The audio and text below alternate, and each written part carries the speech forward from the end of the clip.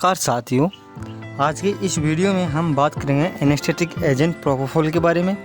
आने वाली वीडियो में भी हम अन्य एनेस्थेटिक ड्रग्स के बारे में बात करने वाले हैं। तो यह प्रोपोफॉल होता है, यह काफ़ी कॉमनली यूज होने वाला ड्रग्स है ओटी के अंदर। तो देखते हैं कैसे यूज होता है, वह पेशेंट के रिगार्डिंग हमारी क्या रिस्पॉन्सिबिलिटी होती है। ये जो प्रोपोफॉल होता है इसको मिल्क ऑफ मैग्नीशिया भी बोलते हैं। बिकॉज ऑफ इस कलर क्यों कहा जाता है, क्योंकि इसका कलर वाटरली नहीं होता, इसका कलर मिल्क जैसा होता है, इसलिए इसको मिल्क ऑफ मैग्नीशिया भी बोलते हैं। इसको डेप्रिविन के नाम से भी जाना जाता है। ये बिलोंग करता है क्लास ऑफ सेडेटिव हाइपोनोटिक से। ये सेडेटिव हाइपोनोटिक क्या होता है? ये सेडेटिव हाइपोनोटिक होता है कि ये ड्रग्स वो होती है जो पेशेंट को कम डाउन करता है, यानी कि उसको शांत करता है, उसकी एक्टिविटीज़ को कम करता है। हाइपोनोटिक क्या होता है कि इंसान को नींद जैसी कंडीशन में ला देता है, ऑलमोस्ट उसको सुला देता है। उसके बाद में milk of amnesia, milk of amnesia भी बोलते हैं इसको। क्यों कहा जाता है मिल्क ऑफ एमनेसिया? एमनेसिया का मीन्स होता है कि लॉस ऑफ मेमोरी, मतलब ये मेमोरी को भी इफेक्ट करता है। प्रोपोफॉल होता है, ये काफ़ी कॉमनली यूज होने वाला आईवी एनेस्थेटिक एजेंट है। इसको induction and maintain of anaesthesia के लिए यूज करते हैं, मतलब शुरुआत और सर्जरी के दौरान चलने वाली प्रोसीजर को मेंटेन करता है। यूज्ड इन टीवा में इसका यूज होता है, टोटली इंट्रावेनस एनेस्थेटिक। उसके बाद में प्रोपोफॉल की फिजिकल प्रॉपर्टीज देखते हैं। तो फिजिकल प्रॉपर्टीज क्या होती है? मिल्की वाइट इन कलर होता है, मैंने पहले बता दिया था। स्टेराइल होता है, नॉन पायरोजेनिक होता है। नॉन पायरोजेनिक मीन्स होता है कि फीवर कुछ नहीं करता। ऑयल इन वाटर एम्बुलेशन होता है, हाईली लिपिड सोल्यूबल होता है। उसके बाद में अवेलेबल प्रिपरेशन देखते हैं। तो प्रोपोफॉल की available preparation, currently available preparation इसकी 1% प्रोपोफॉल होता है, 10% सोयाबीन का इसमें ऑयल होता है एंड 1.25% प्योरीफाइड एक फोस्फोलिपिड होता है। उसके बाद में 2.25% इसके ग्लिसरॉल होता है, टोनिसिटी एडजस्टिंग एजेंट, और सोडियम हाइड्रोक्साइड होता है जो इसकी पीएच को एडजस्ट करता है। उसके बाद में फोस्फोप्रोपोफॉल या लुसिड्रा एक्वाविन भी इसे बोलते हैं। अभी एम्स ओटी टेक्नीशियन के एग्जाम में इसका क्वेश्चन भी आया था कि उस पेशेंट के एलर्जी होती है तो उसमें कौन सा एनेस्थेटिक एजेंट यूज नहीं करते हैं, तो इसका राइट आंसर होता है प्रोपोफॉल। उसके बाद में देखते हैं mechanism of action. Binding at GABA receptor, ये बाइंड करता है गाबा रिसेप्टर को। होता क्या है, नर्वस सिस्टम के अंदर न्यूरोट्रांसमीटर एक तरीके के केमिकल काम करता है। जो ये गाबा क्या है, एक तरीके का ट्रांसमीटर है। इसकी क्वांटिटी जहाँ जहाँ ज़्यादा होती है, इसकी ट्रांसमिशन जहाँ जहाँ ज़्यादा होता है, वहाँ पर इनहिबिटरी एक्टिविटी ज़्यादा होगी, यानी बॉडी पार्ट का फंक्शन स्लो डाउन हो जाएगा। Thereby prolonging its action, इससे होता क्या है, ये जो गाबा का फंक्शन होता है इसको प्रोलॉन्ग कर देता है, जिससे पेशेंट की एक्टिविटीज़ कम रहने की ड्यूरेशन बढ़ जाती है।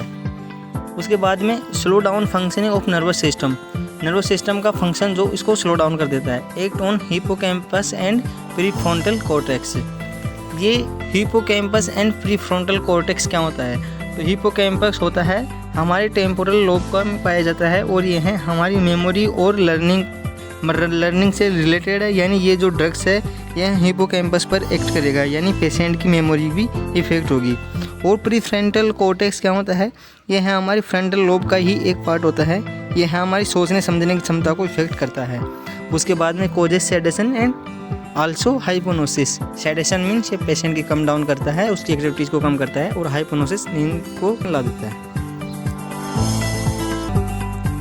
अब बात करेंगे फार्माकोकिनेटिक्स। फार्माकोकिनेटिक्स क्या होता है? ये अब्जॉर्ब होता है टोटली इंट्रावेनस के अंदर, 40 सेकंड के अंदर इसका असर दिखना शुरू हो जाता है, 90 से 100 सेकंड के अंदर इसका पीक लेवल आ जाता है, और इसको मेटाबॉलिज करता है अपनी बॉडी का लीवर, और कुछ पार्ट इसका लंग्स और किडनी भी मेटाबॉलिज करती है। और पेशेंट को अनकॉन्शियस रखने के लिए जो इसकी कंसंट्रेशन जो रिक्वायर होती है, कंसंट्रेशन की प्रोपोफॉल की, वो होती है 2 से 5 माइक्रोग्राम पर ml। यदि इसे कम देते हैं पेशेंट को तो पेशेंट इसमें कॉन्शियस रहता है। उसके बाद में देखते हैं इसके इंडिकेशन। प्रोपोफॉल के जो इंडिकेशन है वो क्या है? Induction and maintain of anaesthesia. Propofol का जो इंडिकेशन है, पेशेंट एनेस्थेसिया की शुरुआत और प्रोसीजर के दौरान चलने वाली एनेस्थेसिया को मेंटेन करने के लिए। Combined sedation and regional anaesthesia के अंदर इसका यूज होता है। माइनर प्रोसीजर में भी इसका यूज होता है। एज ए एंटीमेटिक होता है। एज ए एंटीमेटिक मतलब वोमिटिंग के लिए भी इसका यूज किया जाता है। एज ए एंटीप्यूरेटिक भी है, बॉडी में इचिंग हो जाती है उसके अगेंस्ट भी ये काम करता है। और ट्रीटमेंट ऑफ ब्रोंकोस्पाज्म। ब्रोंकोस्पाज्म क्या होता है, ये अपनी सांस की नलियाँ जब सिकुड़ जाती है, ये इसको एस्थमेटिक अटैक भी बोलते हैं, उसके अंदर भी इसका यूज होता है। एज ए एंटीटॉक्सीडेंट में भी इसका यूज होता है। उसके बाद हम देखते हैं for induction of general anaesthesia के दौरान इसके ड्रग्स किस प्रकार से देते हैं। तो हेल्थ या अडल्ट है, यानी 18 से 55 ईयर्स के बीच में है पेशेंट, तो उसको 40 mg एवरी 10 सेकंड में देते हैं। या फिर एल्डरली है, एल्डरली मीन्स होता है 55 ईयर्स के ऊपर अबव, तो उसको 20 mg एवरी 10 सेकंड में देते हैं। या पीडियाट्रिक है, बच्चा है तो उसको 2.5 से 3.5 mg पर kg देते हैं और 20 से 30 सेकंड के लिए। अदर केसेज है जैसे कार्डियक का हो गया या न्यूरो का हो गया, स्पेशल केसेज में 20 mg एवरी 10 सेकंड में देते हैं। या फिर मेंटेन करने के लिए जनरल एनेस्थीसिया के अंदर देते हैं। पेशेंट को हेल्थ या अडल्ट है तो उसको 6 से 12 mg पर kg देते हैं। एल्डरली है तो 3 से 6 mg देते हैं। या पीडियाट्रिक है तो 7.5 से 18 mg देते हैं। या अदर केसेज है, इस केसेज में 50 से 100 माइक्रोग्राम देते हैं, या उसके साथ में अनोदर जो ड्रग्स है वो भी देते हैं।